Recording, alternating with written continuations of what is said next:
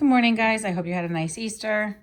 We're going to focus on what are called systems of linear equations.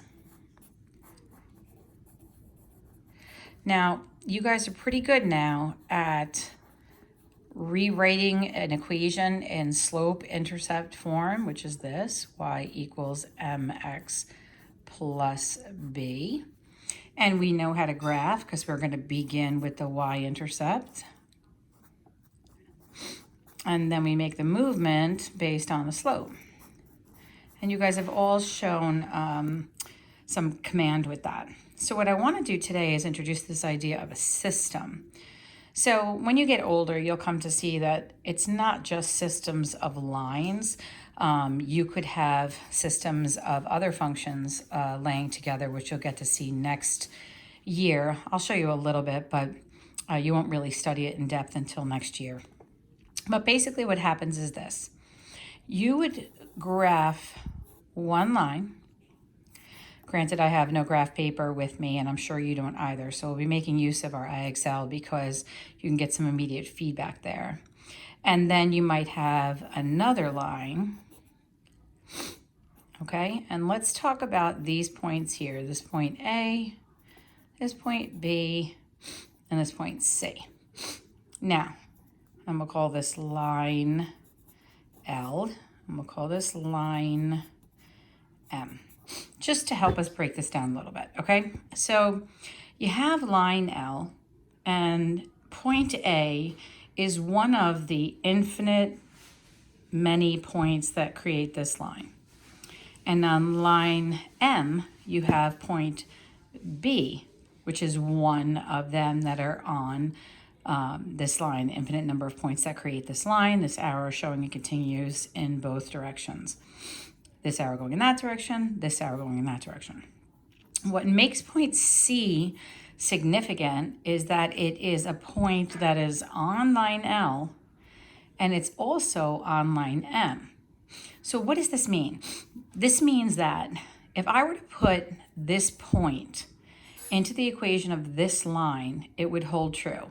So point A, whatever its coordinates are, put into this linear equation would hold true. But point B put into that linear equation would not hold true. So A would hold true in this line, B would hold true in the other line, but C, because it actually is part of both lines, would actually hold true in both. Now that's just a generalized concept there. That's not exactly what it's going to look like for you. So basically what happens is anytime you graph two lines and there's a shared point, that point will be the solution to the system. Now, there's a couple of cases that we have to consider.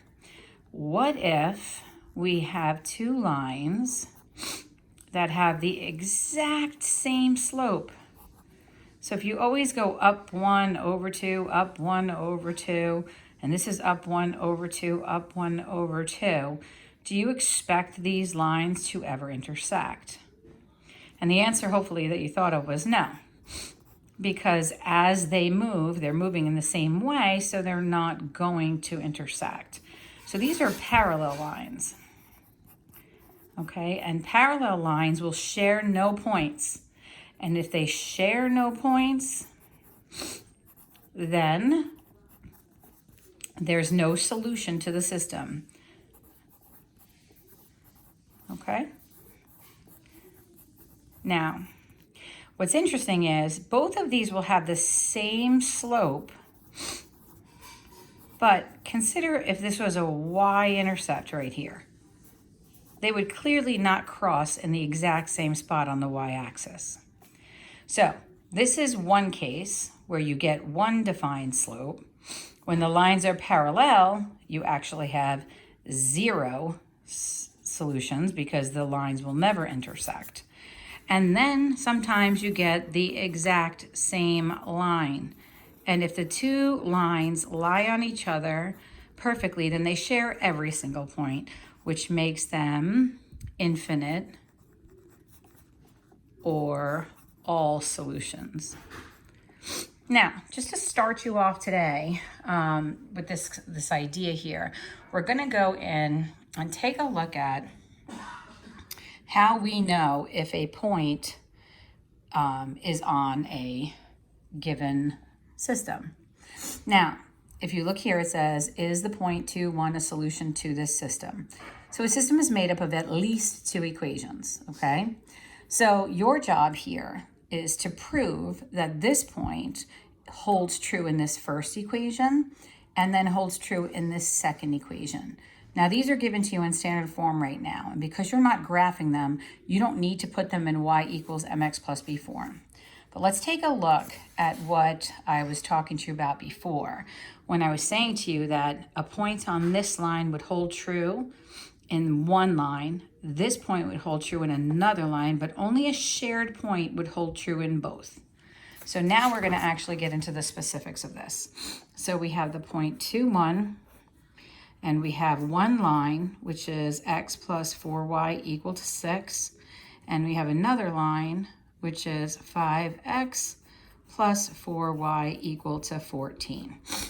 Now, for you to know whether or not this is a point on both lines, your job is simply to take the x value and always substitute in parentheses, guys. We talk about this ad nauseum. That's a 1. Now, we never do inverses here, just GEMDAS the left. So that's going to be 4 times 1 is 4 plus 2 is 6. So 6 is equal to 6. So this point lies on that line. Now, if it holds true in this line, then it's actually a point on both. So let's take a look. I'll put the 2 in here, subbing in parentheses here. And now I have 10 plus 4 is equal to 14. So 14 is equal to 14. So what this means is this point lies on this line, and it also lies on that line, which means it's actually a point of intersection. So the answer to this question, if it holds true in both linear equations, is yes, it is a solution to both. Okay, now let's take a look at another.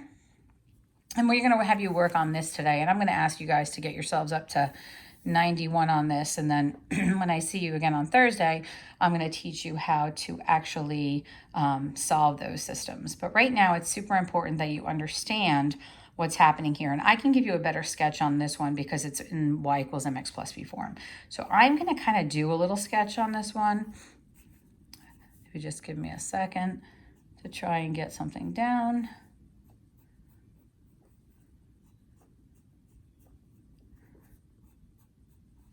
Again, this is a sketch. It's not perfect. I do understand that. Okay, so let's take these two lines over here for a second. So we have y is equal to 3x plus 1. So when we graph using slope and y-intercept, we go up to the 1. That's the y-intercept. And we're going to go up 1, 2, 3 over 1. And then we're going to go up 1, 2, 3 over 1.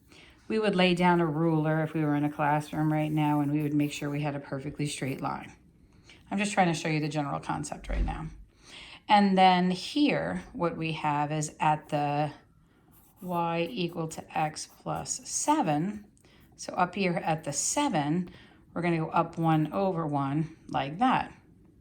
So at some point, these two lines will intersect. Now, our job is to see if that point of intersection is actually this point right here. So let's take a look. I think there's enough information for you really to note here that this probably isn't likely, because we know that this is the y-intercept at 7. So 2, 7 is not likely going to cross there. If you don't understand what I'm saying, I'll show you right now.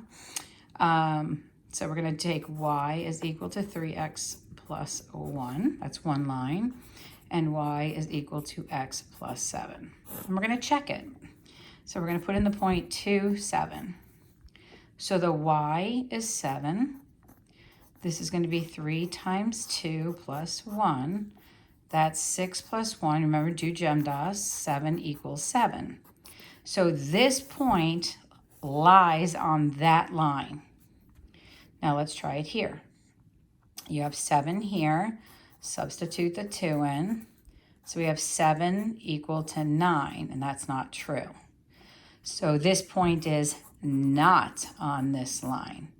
Now, what I was trying to show you before is, if we know by our graph, right, that 0, 7 was one of the lines, and they're asking me if 2, 7 is another, then they can't be on both lines. So really, all you're having to do for this is to kind of understand that the lines may be given to you like this in standard form, or they may be given to you like this in slope-intercept form. All you need to do is open up parentheses and place the point into both lines. When they say it's a solution to a system, they're basically saying, is this point on both lines? If it holds true in this equation, it's on that line. If it holds true in this equation, it's on this line. And if the point happens to be on both lines, then that's where it's intersecting, because lines are straight. There's only one place they can physically cross. So if it holds true in both, that is the point of intersection. So let me try and do another with you. Looks like they're back in standard form on this one. So I'm just going to write it down. Remember, when you're graphing, you want them to be in slope-intercept form. But when you are just testing the point on the line, there's no need to labor to do that. So we're going to check the point 8, 9. So here we go with the point 8, 9. You're going to open up X and you're going to put in the 8. You're going to put the 9 in for the Y. And you're going to have 17 is equal to 8. Now, I don't need to go any further and see if it's on this line. Once one of them fails, if one of them is false, then I know it's not a solution. Because for this point to be a solution, it means it has to be on this line, and it also has to be on this line. And the algebra, if this were true, says it's on the line. And if, like in this last one here, when both were true, it was saying this point is on this line and this point is on this line. In the one we did before, which is right here, it was a point was true on this line, it was not true on that one. So had I have done this first, I wouldn't even have to do the other one. So that's the point I'm making right now. So I can just say no on this one here, and we can move on. Okay, so we'll do one more with you, and then I'm going to ask you to get as high as you can on this. I'd like to at least see an hour's worth of work or get you up to the highest amount that you can. I'm also going to give a challenge piece because some of you, I think, will move through this fairly quickly. The challenge piece, I think, will be a little, will be an option if you choose to. I get you have other classes to do, but if you get done with your math very early, you may want to give it, give a little more attention to some of the higher level. So this will be 7 plus 3, and so 10 is equal to 10. So this point is on this line, so that is true. Let's see if it holds true here. And it's holding true here as well.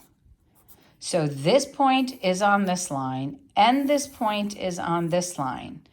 So that point, okay, wherever it is, sorry, that should have been straight. So if this point is 110, it is on both lines. Okay, so that's your goal for today, and that is to move through this.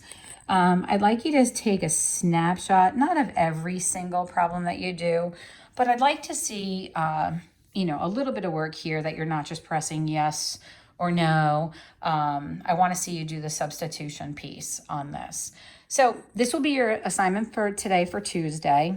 And when you're done, like seriously push yourself on this. I mean, it would be great to see you guys get to 100. We've done a lot of work on this, but I also don't want to frustrate you too much. So if you are up to, 90 in 15 minutes, I expect you to push yourself. I always expect you to push there. You can always take a screenshot or let me know. These aren't going in as quiz grades. They're going in as completion levels. So I have different scores for different qualities of work.